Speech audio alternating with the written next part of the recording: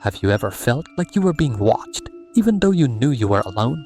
Today, I have a chilling horror story from our friend, Farah, from Malaysia. Thank you, Farah, for sharing this story. This tale happened to her mother, whom we'll call Mira. The incident took place around 1988, when Mira was 19 years old. At that time, Mira was on her way to her Aunt Magna's house in Kota Bau. Since transportation wasn't as convenient as it is now, Mira decided to walk. That day, she wore a bright yellow dress with floral patterns.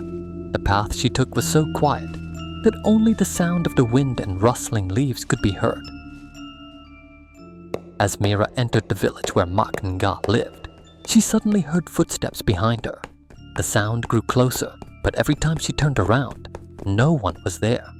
Anxiety began to grip Mira, but she tried to remain calm and quickened her pace. Mira walked faster, but then the figure appeared, a man in a soldier's uniform, standing in the middle of the road. With a deep, menacing voice, the man asked, "May I know your name, miss?" Mira's heart pounded as she nervously replied, "No name." The man gave a thin smile and continued pressing her with an increasingly sinister tone. Mira could only answer with panic, "No name, no home. I'm just going to Mak Nga's house." The man began to look angry, his footsteps sounding increasingly loud as he approached. In fear, Mira ran toward Mak Nga's house. When she finally arrived, she looked back and saw the man still standing there, staring from a distance. But his gaze began to fade, as if he was disappearing like a shadow at dusk. Still gasping for breath, Mira reported the incident to Mak Nga. They checked outside the house, but the man in uniform was nowhere to be found. The fear slowly turned into relief as Mak Nga reassured her that she was safe in the house. That day, Mira washed the yellow floral dress she had worn, hung it outside to dry. However, the next day, the dress disappeared without a trace. Mira sensed that something was wrong. She asked Mak Nga, but no one had seen it. The disappearance of the dress felt like a dark omen looming over her. A few days later, Mira began to have the same dream repeatedly.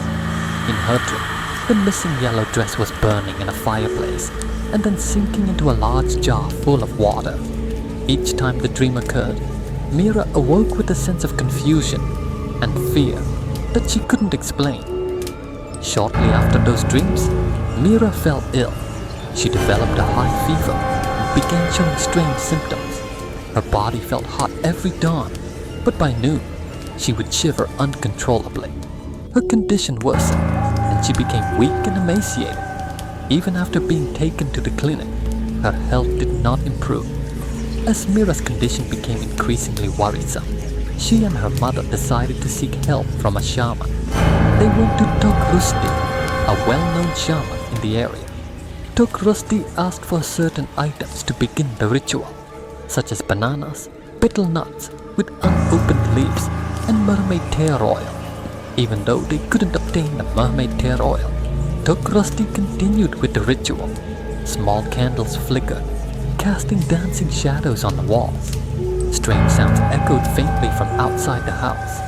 Tok Rusti carefully examined Mira's head. Suddenly, from within her head, the yellow dress that had gone missing emerged. The yellow dress had become a medium for the dark magic that made Mira sick. The man in the soldier's uniform who followed her might have been the one who cast the spell.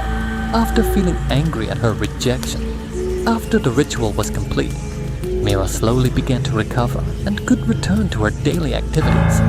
However, the experience continued to haunt her, a reminder that dark forces can emerge from the most unexpected places. May we all be protected from such dangers.